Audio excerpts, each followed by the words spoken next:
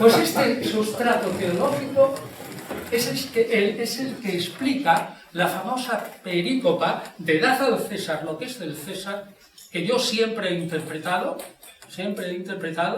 a la luz de Macobi y Gonzalo Puente Ojea y otros, como que Jesús se negó radicalmente a pagar el tributo. A ver, si lo oyen ustedes por ahí, en los sermones, nunca jamás. Yo entiendo esto así. Este dicho, dad al César lo que es del César y a Dios lo que es de Dios, significa, bien entendido, exactamente lo contrario. Ahora lo explico lentamente cuál es el truco. Hay que dar a Dios lo que es de Dios. Israel es de Dios. Por tanto, Israel para Dios. Israel es todo. Así pues, y Jesús pensaba, si yo pago el tributo, eso significaría que estoy dando al rey de Roma, se refiere al tributo de capitación. Es decir, que toda persona israelita adulta tenía que pagar todos los años, independientemente de sus ingresos, sustento del imperio.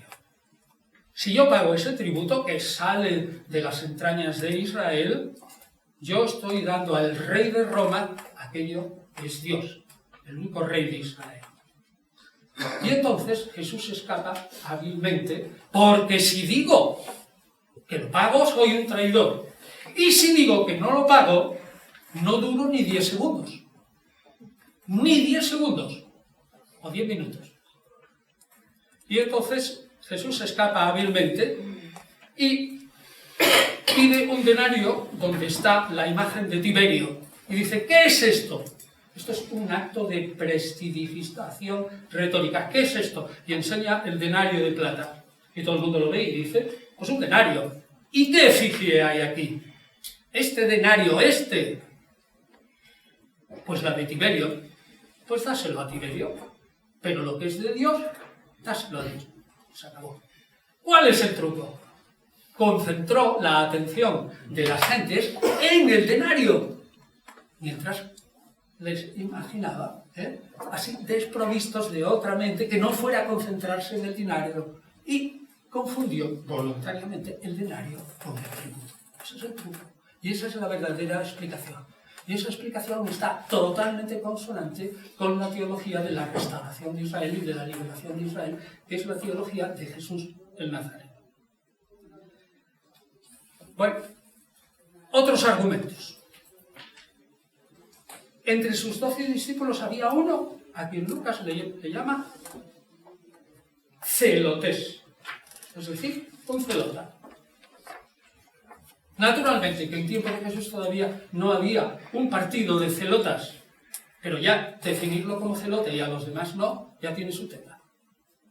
Segundo, el pago del didracma. El pago del didracma, es decir, la moneda de 2 dracmas, hallada en la boca del pez, es un relato fabuloso. Es un milagro fabuloso. No se hace caso al milagro. Pero, ¿qué es lo que dice Lucas con ese relato del milagro? Le dice, tira ahí, encuentras el didracma en la boca del pez, y dice, bueno, los hijos de Dios no tenemos que pagar el templo, ya se cuidará Dios. Pero ahora lo que voy a hacer es, coge ese didracma y vamos a pagarlo al templo. Eso significa que Jesús estaba diciendo, bueno, para que no digan, voy a sustentar a estos malditos corruptos que son los que llevan el templo. Pero en teoría yo no les doy a ellos ni un dracma. Los 3 discípulos de Jesús, Pedro, Santiago y Juan, son los personajes más violentos que os podéis imaginar. Si leéis Lucas 9, cuando va Jesús camino de Jerusalén, resulta que le dice a estos discípulos, id a prepararme alojamiento en un pueblo de samaritanos. Y los samaritanos dicen, estos van a Jerusalén, y unas narices, yo no le doy alojamiento. Y entonces, 2 de ellos, Santiago y Juan, le dicen, Jesús, danos permiso, que vamos a pedir al cielo, que baje fuego del cielo y los devore. Vaya unos angelitos. Estos son los discípulos íntimos de Jesús. La exhortación a cargar cada uno con la cruz no es cargar, como dice Lucas, la cruz diaria, lo cual espiritualiza la cosa. Cargar la cruz quiere decir, el que me siga a mí sabe que se está enfrentando al Imperio Romano y que por lo tanto puede morir en una cruz. Y el que quiera seguirme, tome su cruz y sígame, porque sabe que puede acabarse. Marcos 15 alude a una revuelta que es inmediatamente anterior al prendimiento de Jesús, con el resultado de un muerto, una revuelta antirromana. Como sabemos que en la época de Tiberio en Israel había una relativa paz, que hubieran ocurrido dos revueltas a la vez, es decir, una con resultado de un muerto, que prenden a Barrabás, y otra, la de Jesús, que es prendido 2 días después, es altamente inverosímil. Probablemente aquí está el sonido histórico de la revuelta en la que se prende a Jesús con algunos de sus seguidores.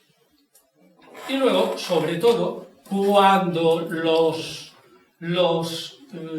sacerdotes le dicen a Pilato, por favor, no prendáis a Jesús en la fiesta porque tenemos un tumulto entre el pueblo. Es evidente que Jesús es el héroe del pueblo, nunca en la fiesta. Lo que pasa es que se precipitan los acontecimientos y lo prenden en la fiesta.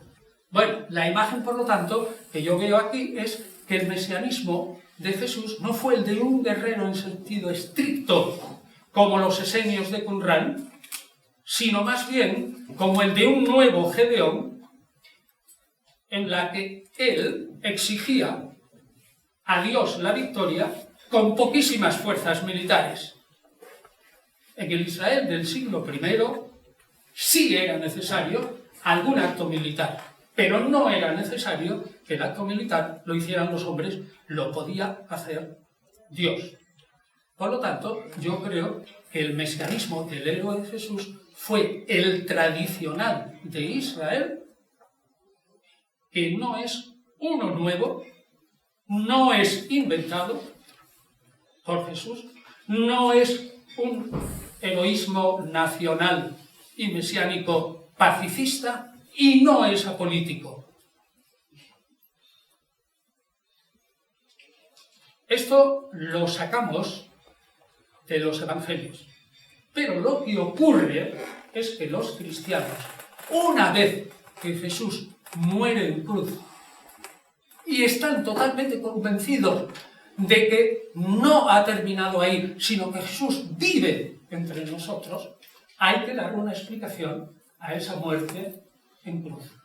Y esa muerte en cruz y la creencia firme en que Jesús vive entre nosotros es la que hace que se lancen como locos a las escrituras de Israel, las únicas que había, los profetas, los salmos y la ley, y se lancen como locos para encontrar textos en los que un siervo de Yahvé sufre, pero al final acaba victorioso y se lo aplican todos a Jesús.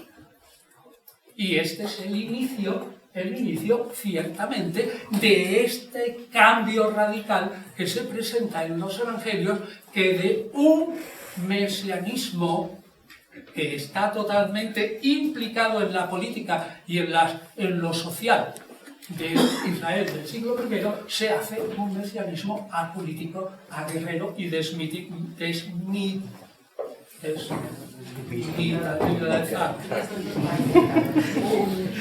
bueno, total. Tenemos que insistir que en el Israel del siglo I, religión y políticas iban absolutamente unidas. Y que la misión de Jesús es: yo proclamo que hay que convertirse, que hay que arrepentirse, y Dios hará lo contrario. Lo siguiente es echar a los romanos de nuestra tierra. Y así se fueron haciendo, o se fue haciendo esa segunda capa, que es la del Mesías celestial. El Cristo celestial es el Mesías. Christos es ungido, el Mesías celestial, que es la que invade sobre el mismo personaje a los evangelios. Por ejemplo, pongo un ejemplo solo porque termino. Las enigmáticas frases en arameo, cuando Jesús se designaba a sí mismo, este hombre que está aquí, Es decir, ojo a los artículos, un hijo de hombre suena mucho a la profecía de Daniel 7:13, en la que como hijo de hombre aparece volando entre las nubes del cielo y él, Alá, Dios, le da el trono, el honor, la gloria y el poder a ese como hijo de hombre.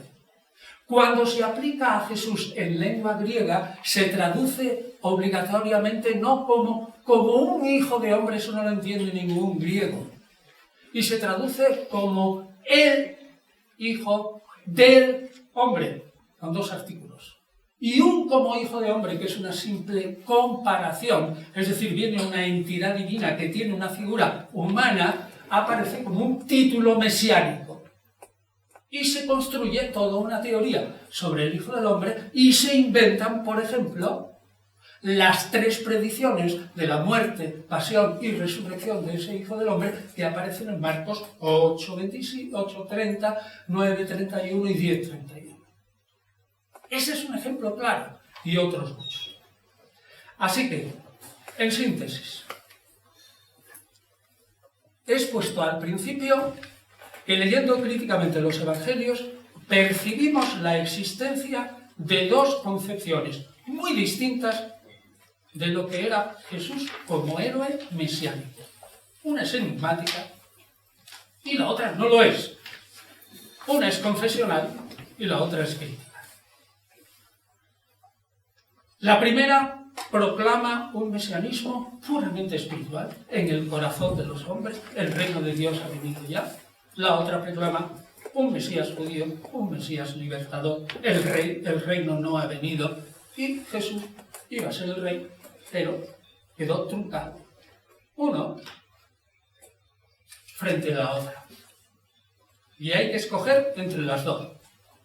Y he afirmado que leyendo críticamente los evangelios, esa primera concepción del Jesús de Nazaret, totalmente pacífico, apolítico, apartado totalmente de la política de su país, tiene 1000 problemas en los evangelios porque se aceptan unas frases, pero no se pueden explicar otras. No el menor, hay muchos problemas, y no el menor es que esta teoría del héroe político, enigmático, pacífico, es imposible, no tiene fuerzas para aclarar convincentemente por qué Jesús es prendido por los romanos, es juzgado por los romanos y muere en una cruz que es un suplicio romano solo para sediciosos y esclavos huidos. No puede explicarlo y se tiene que inventar otro. Sin embargo, la otra explica claramente muy bien por qué Jesús muere en la cruz romana en una crucifixión colectiva entre 3, en una Pascua, que es el momento en el que, fíjense, todos los judíos están pensando que es el momento de la liberación de Israel. La Pascua hace una reflexión sobre la salida del pueblo de Israel de Egipto. Pues a esto lo explica perfectamente por qué murió en la cruz romana, por qué fue una crucifixión colectiva romana, por qué Jesús fue crucificado en el centro, porque probablemente aquellos 2, de quienes no se quiere dar el nombre, son discípulos suyos, probablemente, quizás, tal vez, pero es lo más fácil de explicar. Yo creo que la crítica independiente tiene razón en que Jesús se creyó en un principio un mero profeta, un proclamador del necesario arrepentimiento para entrar en el reino de Dios, cuya venida era inmediata. El reino de Dios no ha venido, no está presente en la tierra, y todavía no ha venido. Y que después, al final de su vida, sí se creyó ya por sí mismo, o por impulso de sus amigos y discípulos, el verdadero Mesías y Rey de Israel. Aunque, insisto, su mesianismo no fue simplemente guerrero, sino que esta parte guerrera lo dejó todo en manos de Dios. Religión y política unidas, como en otra religión actual, abrahámica igual, si miraran por el ojo de una cerradura, cuando 3 profetas, no solo Mahoma, están gestando lo que más tarde será el Corán, verán perfectamente que esa religión es en el fondo un cristianismo apócrifo y un judaísmo marginal. Es clavado. Es clavado. El Corán es en el fondo eso. En esta religión abrahámica, la confusión de política y Estado con religión es total. El Jesús de hoy es un paradigma para muchos cristianos, pero es un paradigma siguiendo la solución de la primera interpretación confesional. Si aceptamos el Jesús, el Nazareno, de esta segunda interpretación rastrera y a pies de suelo, deja de ser un paradigma para el siglo XX. Entonces aquí yo me pregunto, y lo digo sinceramente, y Fernando lo dije cuando estuvimos en Castilfrío y hablamos de lo del Grial, del mismo modo que los alemanes aceptan la distinción entre lo que ocurrió geschichtlich, es un hecho de facto, y lo que es histórico, es decir, lo que a lo mejor no ocurrió, pero que tiene grandes efectos históricos. Ahora, yo como con esta idea restaurada por la investigación no confesional, ¿cómo voy a presentar a Jesús? Como un paradigma de vida, como un héroe, paradigma y ejemplo. No puedo. Aquí yo adoptaría la filosofía utilitarista de James. Si el otro paradigma, el confesional, es de mayor consuelo, pues allá cada uno. Y que cada uno escoja lo que quiera. Muchas gracias.